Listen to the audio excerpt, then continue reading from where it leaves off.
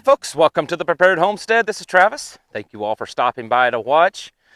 It's a beautiful day out, hoping to get quite a bit of stuff done out. Another cool down is coming this way though. This is how spring is in the Ozarks. You get a good hot day, almost 80 degrees today, and then tomorrow it'll be in the 50s after some storms tonight.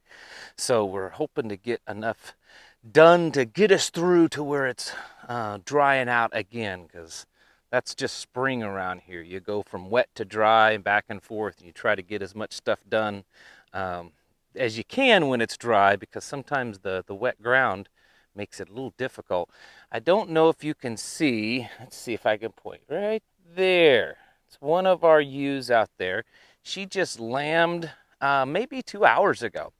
And I know you're probably all wanting to see the little lamb, and it is cute, but I'm just leaving her alone because obviously she just had it, and wanting her to kind of rest and bond with it. But they've both been up moving around, went out there around them, and everything looks very healthy and good. But probably in a few days, maybe I'll get the lamb and kind of show everyone the new life on the homestead.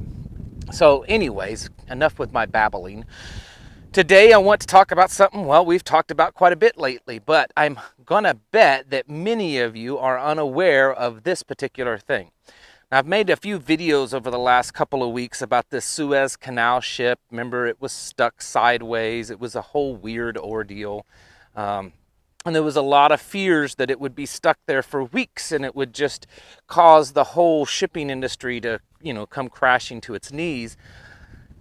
And it was able to be unstuck within a week. But as I pointed out in a previous video, they're saying that, the whole thing isn't over. There's still a lot of congestion there. In fact, this morning, 2 ships, one stalled out with engine problems, and an oil tanker ran aground in the Suez Canal. So they're having a lot of problems over there with the shipping.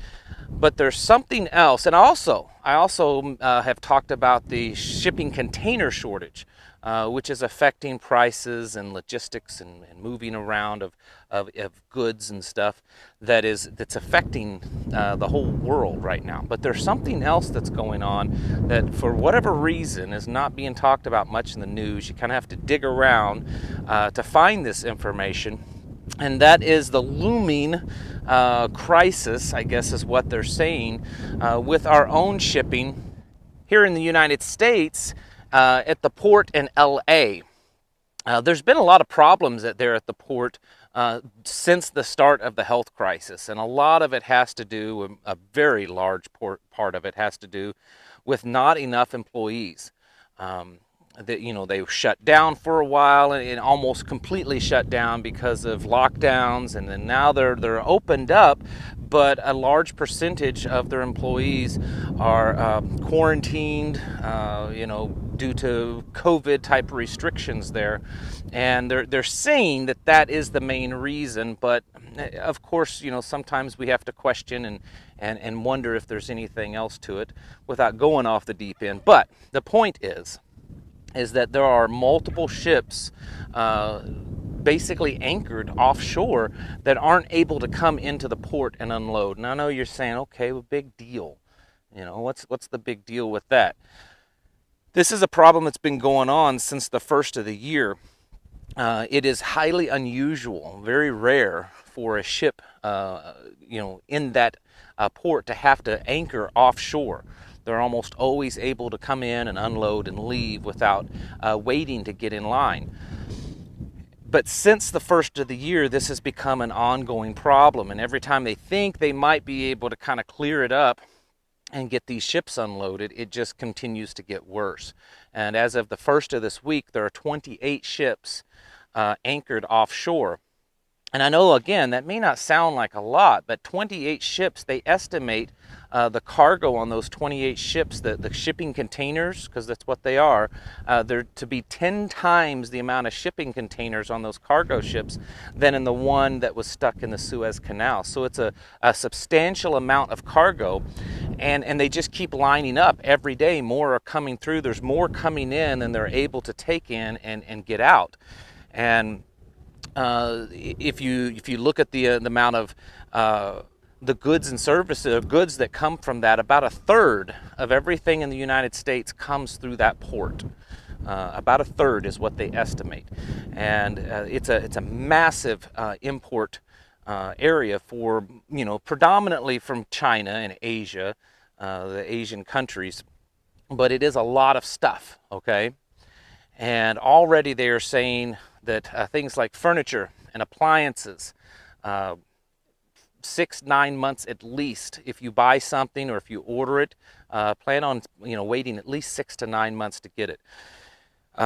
They're warning that there's probably going to be prices increases, that there's going to be shortages on a lot of things. If you read the article, and I'll link the article that I'm referring to, and there are others, but this one just came out yesterday, that they're warning that this is a major deal, and no one is really talking about it. No one is seems to be interested in the news discussing the fact that right here in America, our most major import area is basically so bottlenecked that they can't get all the ships through. They can't get to unload them, which is also compounding the shipping container shortage. I mean, think about it. All those ships that are just sitting there, they're not able to unload and cycle through all those shipping containers.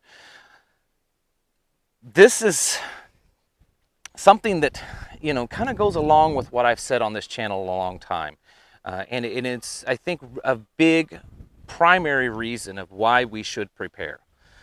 We can all come up with our own reasons of why we should prepare, but a big reason is that, well, our entire infrastructure system, our supply system, our utility system, everything is well, it's really fragile. And I said this just the other day, that it kind of exists on a knife's edge, and it doesn't take too much to knock it off of that. And we're seeing now with the health crisis and just the changes globally, that it's putting a lot of strain on our supply chain system. And what that means is it's going to cause prices to go up, and prices have already been going up. It's going to cause shortages. It's going to make it difficult for you to get the commodities that you're used to getting. You may have to change, or you just may have to do without. And of course, this is a great reason of why you should prepare and have enough stuff stocked up and be able to do for yourself and on your own. This problem is most likely not going away. I know many of you, including myself, think that probably a lot of this is being orchestrated. And I don't want to go into the deep end of that, especially in this video. But there's certainly, if it's not, let's say this, if this is not, all this stuff is not being orchestrated, there's a whole lot of coincidences happening over the past 12 to 14 months. And it's strange how these coincidences are actually benefiting and helping a lot of the agendas that world leaders have. So if you don't want to find yourself choosing between survival or survival and giving in to the system, or potentially starvation, or doing without, or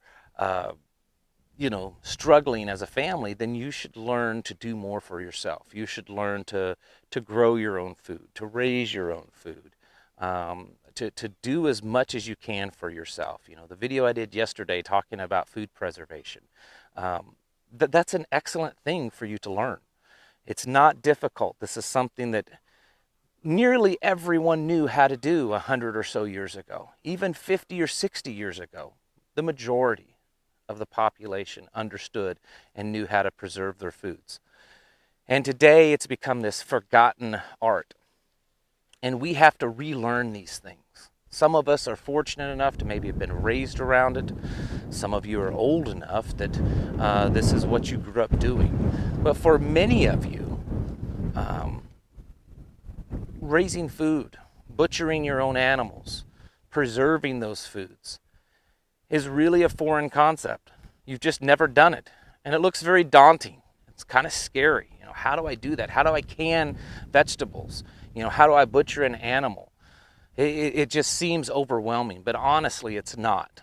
It really isn't.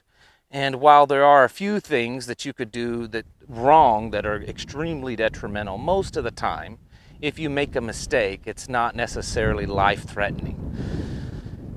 So I want to encourage you at looking at what's happening over the past 12, 13 months with the health crisis and shutdowns and shortages and the Suez Canal thing, and then now this that's happening here at our own port in the United States that no one wants to talk about.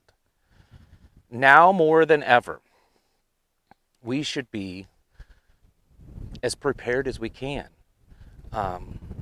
Prepping used to be kind of almost a hobby for some. Hollywood, TV, movies, they make fun of it all the time.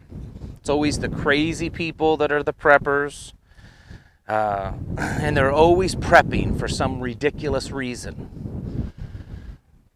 And while I'm not going to tell you that there's a wrong reason to prep, what I'm telling you folks is being self-sufficient and being prepared, having your home prepared for the things that are happening now and that will happen in the future is one of the smarter things that you could do with your life.